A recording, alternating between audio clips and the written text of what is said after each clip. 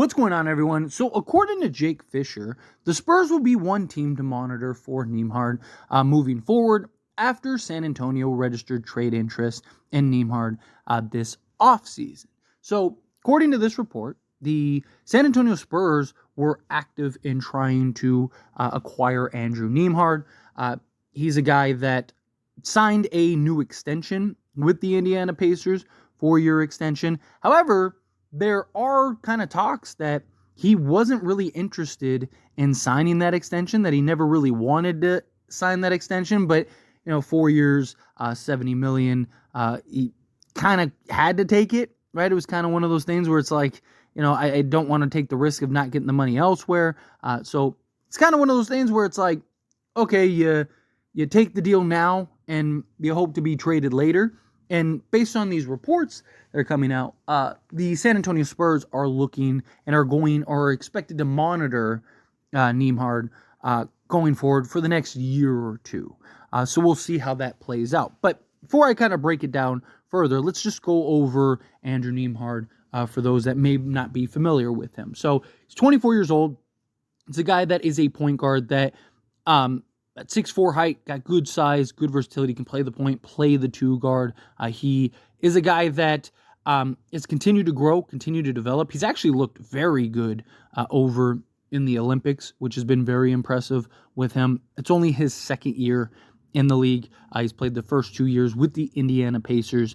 Last season, he played in 68 games, started 47 of them, averaged 9.2 points, 4.1 assists, 1 steal, basically half a block. Well, it would be nice and round that up there. 2.1 rebounds, 80% free throw shooter, 56, round up and say 57% because close enough from 2-point range, 36% from 3-point range, and had an EFG of 55.7. So this is a guy that many believe, if he continues to get the opportunity, continues to grow and develop, that he could be a real starting level, high caliber point guard in this league.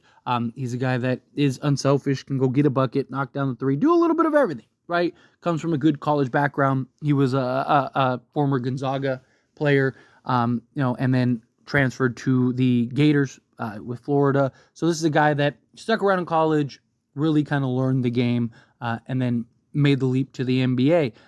Problem is that, the Indiana Pacers, they have Tyrese Halliburton.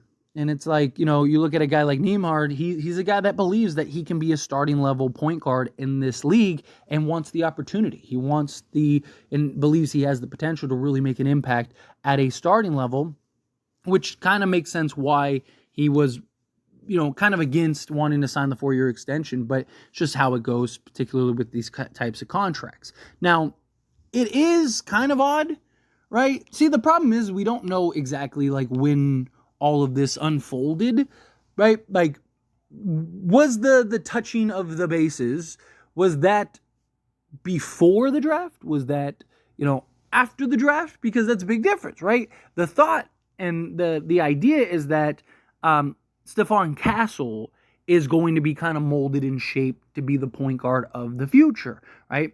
Now, before everything, the Spurs were active in trying to find a point guard, period.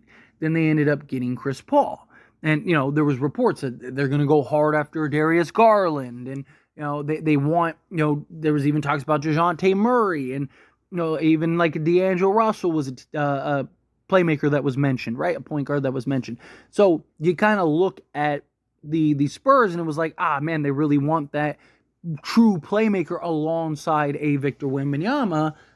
They end up going in the draft. They draft Stephon Castle. It's like, okay, that's the guy for the future. And, also we're able to add Chris Paul, which I think is huge for the Spurs.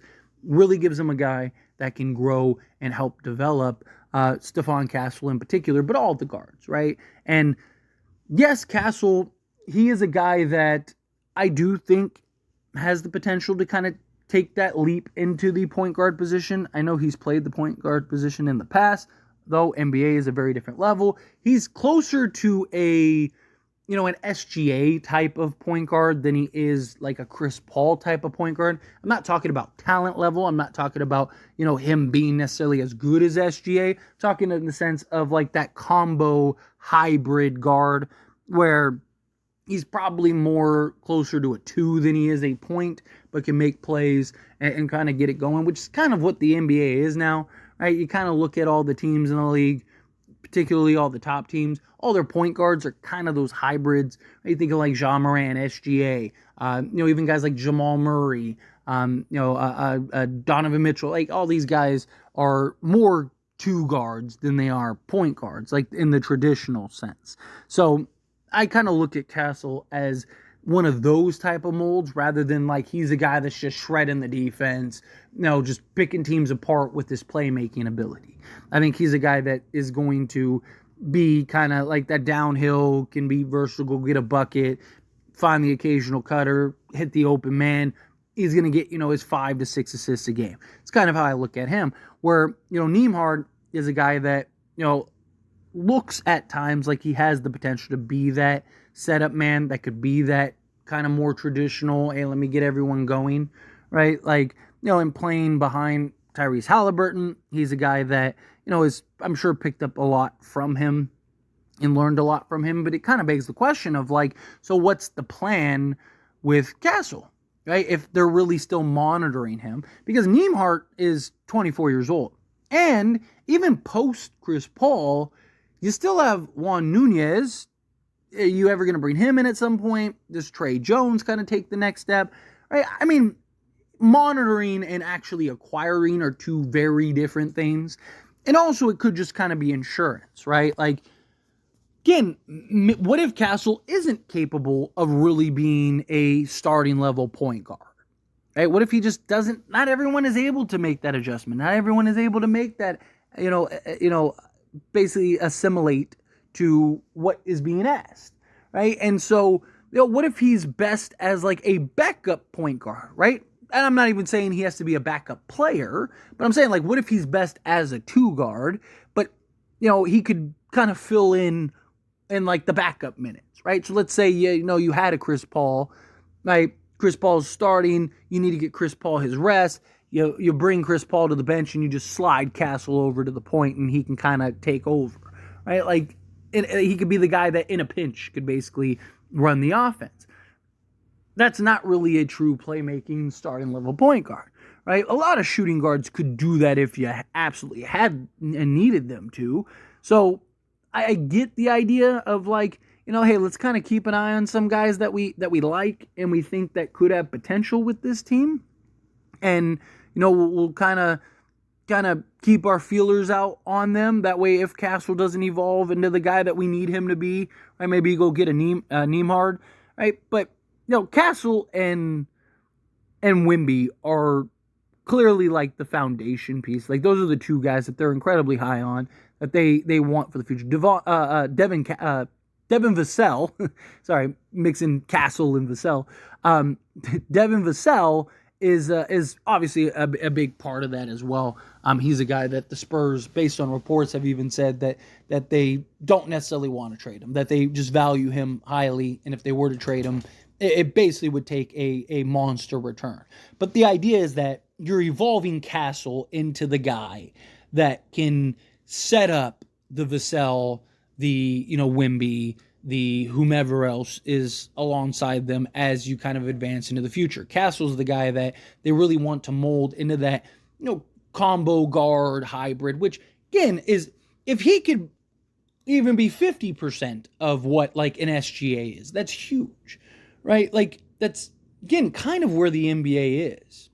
Those fast, versatile, scoring, go get you a bucket whenever you need it type of guards that can, they're not really that the best setup men, but they are guys that can just go get a little bit of everything, right? Like, you look at the Thunder with SGA. You got like SGA and Chet.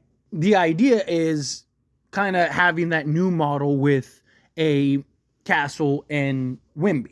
So now you have, a upgraded Chet in Victor Wembanyama, and then you have hopefully, if he can even, again, be half of what SGA is, Now you just kind of have like an on par, if not maybe even slightly better duo, because Victor is, the clear-cut number one player in the league in 3 years or whatever, right? Like, that's kind of the idea. And then, you have your Vassell, you compare that to like a Williams, right? Like, you can kind of see the similarities and the shape-ups, right?